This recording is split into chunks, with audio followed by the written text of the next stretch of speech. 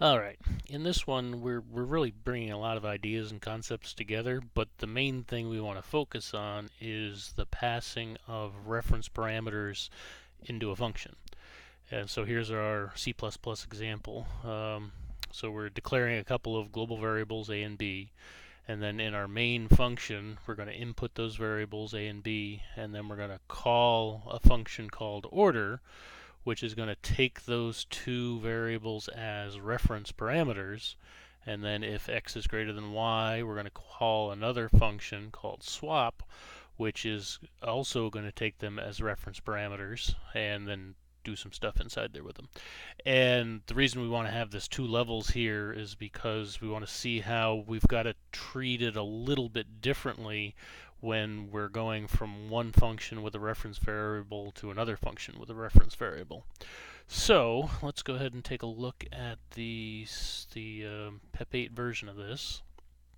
So just like before, we're declaring like we have been, we're declaring global variables. So our A and B are with dot block 2 because they're two decimals. And then in our main function, we're reading in the variables.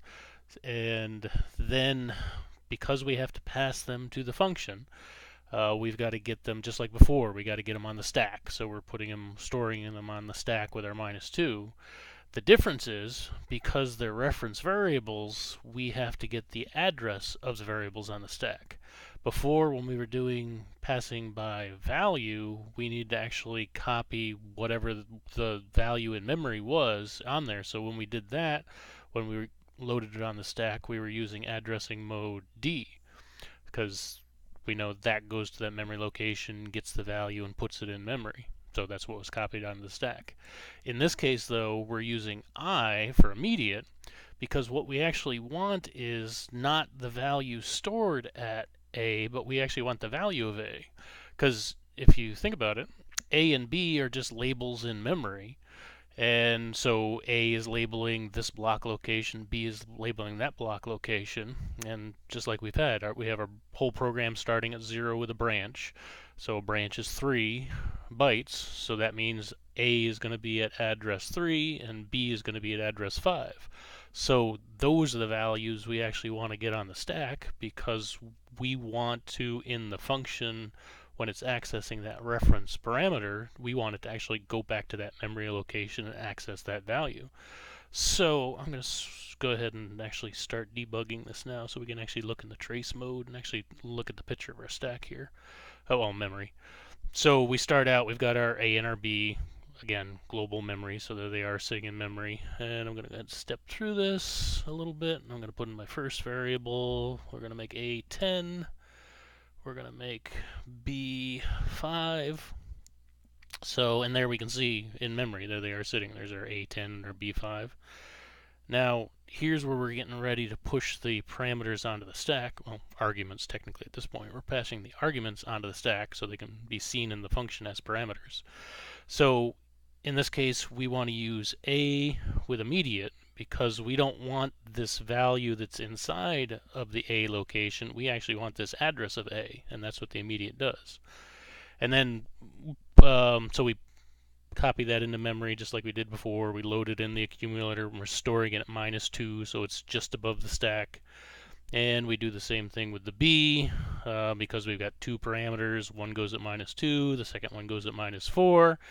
And then because we want to save all our stack manipulation or our allocation until right before the call, we do our sub SP to actually allocate space for those two. And when I do that step, there we can see the stack has actually allocated space for those two variables. And the two variables are represented as address 3 for A and address 5 for Y. And they're mapped as X and Y. Oh, and actually, this is worth mentioning too. Notice they are actually we're seeing them in hexadecimal format. Over here, they're in decimal. Over here, they're in hexadecimal. And that's because when we set up the equates for the X and Y parameter, these are the parameters in the function, there's the equates. We actually used an H here in the hashtag format. So hashtag 2 for 2 bytes and then use the H to get the formatting. Just because we don't care about the value of 5 and the value of 3. We care that they're memory addresses, so it makes it a little easier to look at them. So I'm going to go ahead and do the call here. And remember, when I do the call, that's going to put another thing on the stack, our return address. And now we're inside the function. So, and we've got our equates, like we already looked at, we've got our equates set up. So our y is at 2. Again, we're 0 at the top of the stack, so y is at 2 and x is at 4. Now here's the difference inside the function. Because these are reference parameters and because its address is on the stack, whenever we use those variables inside the function, we have to use another addressing mode. We have to use the stack deferred, the SF. And what that tells it here is when I want to load the accumulator with X, if I just used S like we had before, it would actually go to that memory location, so it would actually go to X offset 4 and actually grab that value out. And we don't want the value 3, we want the value that is at the memory location 3. So that's what the stack deferred does. It says go to the stack, go down to where X is at offset 4, look at that memory location, and then go to that memory location and look it up. So that's the main difference when we're using the reference parameters inside the function. We need to use SF. And if that's all you have, if you just have a one-level function, like if we didn't have another function call in here and we didn't have to worry about passing parameters, that's it. I mean, that's just the only rules is pass by parameter, load the addresses on the stack with an I, and then inside the function access the variables with the stack deferred addressing mode. Now the difference in here is, I'm going to keep on going, I'm going to load the X in there, I'm going to compare it with Y, and because X is greater than Y, we need to go ahead and swap them.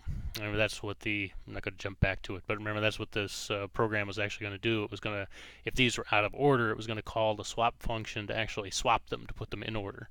So now we need to pass these two, this X and Y, into the other function.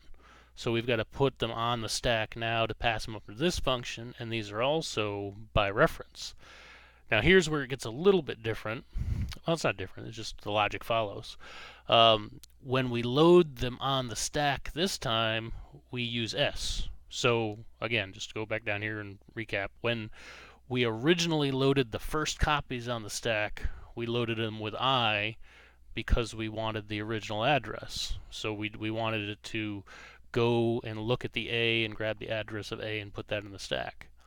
Now though, we already have the address on the stack, so all we wanted to do is take the X, in this case this 03, and then because we're passing it to a new function, we want to take that X and copy it essentially. So we're loading X into the accumulator, storing it -2, Y into the accumulator, storing it -4.